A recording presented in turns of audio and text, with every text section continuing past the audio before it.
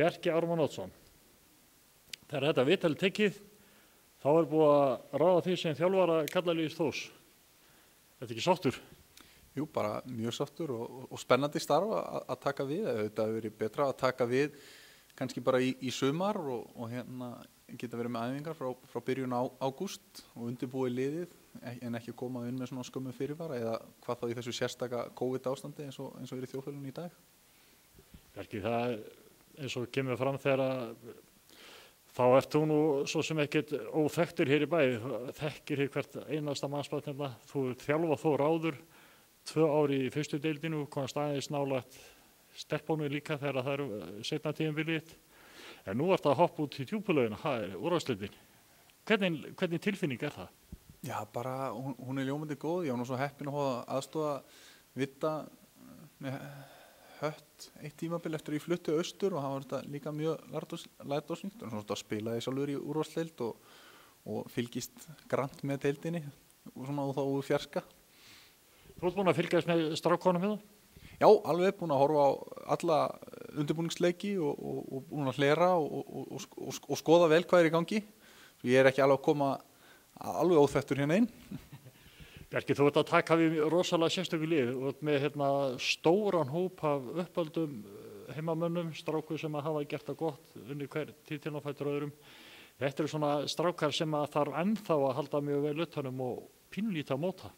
Já, algjörlega og náttúrulega eins og 2001 stráka þjálfaði ég raun og verið mjög mikið með Gústa á sínu tíma og var alltaf með á sumrin og tækniæfingum og ég þekki þá auðvitað mjög vel og ég Gústi unnu mikið saman þegar þeir voru ungir. En jú, vissulega, þetta er gríðarlega mikilvægur aldur, þessi frá 16 til 20 ára og eins og ég segi ofta að þetta er mikilvægasti aldur í lífi hvers íþróttamanns að þetta er svona mótað á svo miklu leyti, að vera duglegir að mæta og það er ekki alltaf að dansa á rósum í þessu, þannig að þetta er kannski akkurat tíminn þeir eru kannski komnir að banka á dyrnar hjá meistaraflokki, þeir eru kannski að verma tréverkið ansi mikið og vinna sér inn allar mínútur og þetta getur oft reynt mikið á unga leikmenn og það er sjálfsögum mitt að hjálpa þeim að þroskast og eflast leikmenn. Er þetta ekki bara gríðarleg áskorun í raun og veru fyrir ungan mann eins og þig að taka að svona stórt verkefni að sér? Jú, hugsanlega sko. Ég er svona sem, eins og ég segi, ég er búin að þjálfa körfubolta sem ég var 16 ára, sleitulaust og svo þau eru orðin einhver 18 árin sem ég er búin að vera með þetta og eins og þú myndist á 2 ár með meistaraflokk karla og 2 ár með meistaraflokk kvenna og yngri flokka þess á milli og svo ég, eins og ég segi, ég er búin að mennta mig í þessu og hef bara virkilega gaman að þjálfun og er alveg all in og þetta er mitt aðal áhugamál og það er, já. Þegar að þú tókst að þjálfun fyrst í meistaraflokki 2012, þá tók ég viðtal við í júní eða júlí það sumar og þá sagði þetta nú væri þetta að komast í að vera að hafa þetta að atvinnu. Er það ennþá þannig? Nei, það er nú ekki þannig. Það er nú ekki há laun í þjálfuninni. Þetta er svona kannski eins og Kristján Þór myndi segja, þetta er lífstíl að vera þjálfari. Og það er góður lífstíl? Já, sjálfsögðu, þetta er bara áhugamálið. Þetta er bara körfubolti er lífið og það er bara mitt áhugamál og þetta er auðvitað skrýtnir vinnutímar og mikið fjarvera fyrir fjölskyldunni en ég á sem betur fyrir á virkilega góða konu og góða fjölskyldu sem styður mig heilsugar í þessu. Varstu ekki fann að sakna bílferðana, rútferðina?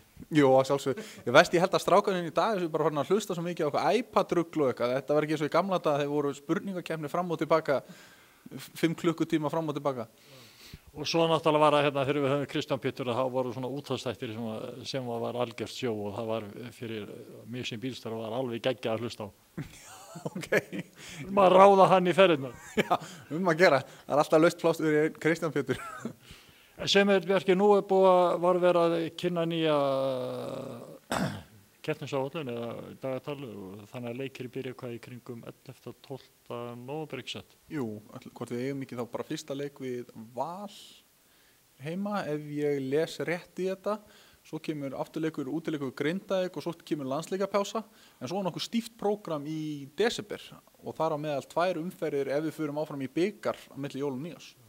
Þannig að þetta verður aðventuveislan verður körfubolti í ár. Já, algjörlega, það er bara körfubolta jól allavega. En það er auðvitað allt undir því komið að við náum að halda þessari Bíótas óværu niðri og leikar geta haldið áfram og það er svona þetta gríðarlega mikilvægt við höldum áfram að huga öllum sóknvörnum og pössum okkur. Við leggjum línurnar þannig hérna innan búðar og hvetjum fólk til þess að gera slíkt sama út í samfélaginu. Ja, sjálfsögðu. En svo náttúrulega vitum við ekkert ennþá hvenær áhörundur komast að þannig að þeir vera að láta sér nægja beina útsendingar og Þór TV og allt þetta.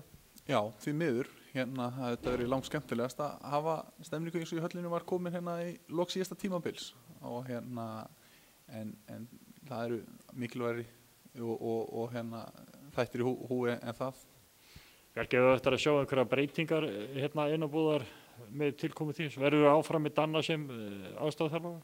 Já, Danni verður áfram sem aðstoðarþjálfari og ég er búinn að fá til mín gamla hunda til þess að hjálpa mér á meðan ég er ennþá ekki alfluttur norður og þeir ætla að vera mér til aðstoðar Gummi Odds og bróður minn og Hrafn Jóhannesson og Sigurður Greta Sigurðsson og þeir ætla að mynda svona ákveðið þjálfarateymi með Daniel og mér á meðan þessi tími eða þá ég er alfluttur bara.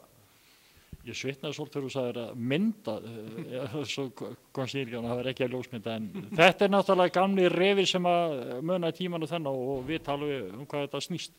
Já, sjálfsögðu, allir hafa einhverju tímapunkti spilað fyrir Þóri í úrvalsdeild og einhverju komið að þjálfun, allir þeirra hafi komið að þjálfun og ég held að við allir fjórir höfum einhverju tímapunkti verið fyrirliðar meistaraflokks. Þannig að þetta verður bara öflugt heimi. Já, algjörlega. Ekki gangið vel.